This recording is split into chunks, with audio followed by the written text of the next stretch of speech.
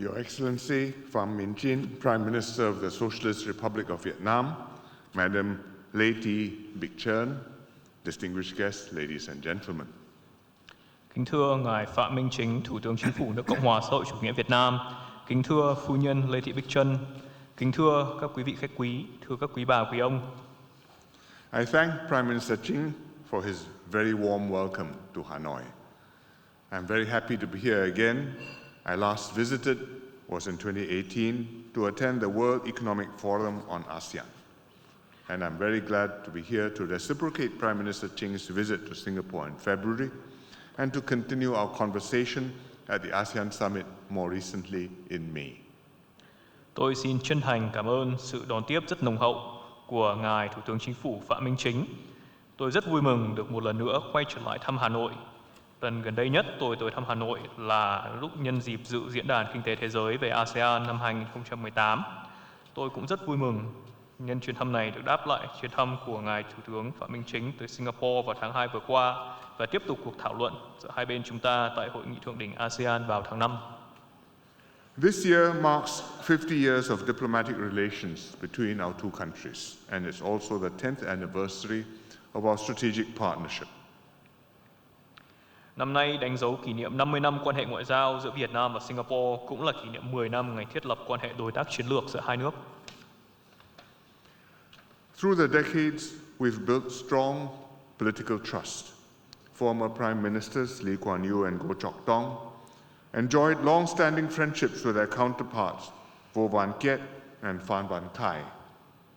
Their tenures saw Vietnam's economy flourish under the Doi Moi reforms, Vietnam's accession to ASEAN, and the first Vietnam-Singapore Industrial Park, VSIP. Trải qua nhiều thập kỷ, chúng ta đã vun đắp lòng tin chính trị rất mạnh mẽ. Cố Thủ tướng Lý Quang Diệu và cựu Thủ tướng Goh Chok Tong đã có mối quan hệ hữu nghị lâu dài với các vị đồng cấp Việt Nam là Cố Thủ tướng Võ Văn Kiệt, Cố Thủ tướng Phan Văn Khải. Trong nhiệm kỳ của các vị trên đã chứng kiến nền kinh tế Việt Nam có bước phát triển nhảy vọt trong công cuộc đổi mới. Việt Nam cũng đã gia nhập ASEAN và khu công nghiệp Việt Nam Singapore đầu tiên đã được khai trương. That we now have more than a dozen VSIPs across North, Central and South Vietnam speaks to the growth and vibrancy of our ties. Tới nay chúng ta đã có hơn 12 khu VSIP trải khắp ba miền Bắc, Trung, Nam. Đây chính là minh chứng cho bước phát triển rất sôi động và mạnh mẽ của mối quan hệ hai nước chúng ta. I have had the privilege of continuing this close cooperation, having worked with several Vietnamese prime ministers to establish and strengthen our strategic partnership.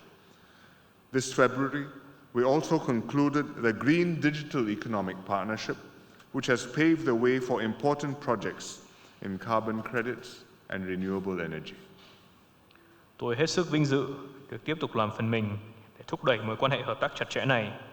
Tôi đã cùng các vị thủ tướng Việt Nam thiết lập và củng cố mối quan hệ đối tác chiến lược giữa hai nước. Vào tháng 2 năm nay, hai bên đã thiết lập quan hệ đối tác kinh tế xanh và kinh tế số, từ đó mở đường cho các dự án quan trọng về tín chỉ carbon và năng lượng tái tạo. I was happy to reconnect with old friends this afternoon. I hosted General Secretary Chok in Singapore in 2012, and he was accompanied then by the then Finance Minister Hui, who's now Chairman of the National Assembly. Tôi cũng rất vui mừng được gặp lại những người bạn cũ trong các cuộc gặp vào buổi chiều nay. Hồi 2012, tôi đã vinh dự được đón tiếp Ngài Tổng Bí thư Nguyễn Phú Trọng tại Singapore, và cùng lúc đó thì trong đoàn có Ngài Bộ trưởng Tài chính Vương Đình Huệ, hiện nay là Chủ tịch Quốc hội. I also recall meeting President Teng about 10 years ago when I attended a VSIP groundbreaking in Quang Ngai province, where he was then the provincial party secretary. Tôi cũng nhớ là đã có dịp được gặp Ngài Chủ tịch nước Võ Văn Thưởng cách đây 10 năm khi tôi dự lễ động thổ khu VSIP tại tỉnh Quảng Ngãi. Khi đó, Ngài Võ Văn Thưởng đang công tác với cương vị Bí thư Tỉnh ủy tỉnh Quảng Ngãi. Through the years, I have watched the Vietnamese leaders work tirelessly alongside their people, who are among the most energetic and talented in Southeast Asia. Trong nhiều năm qua, tôi đã có dịp chứng kiến các nhà lãnh đạo của Việt Nam nỗ lực không mệt mỏi, đồng hành cùng người dân. Người dân Việt Nam của các bạn là những người giàu năng lượng và năng động nhất khu vực Đông Nam Á.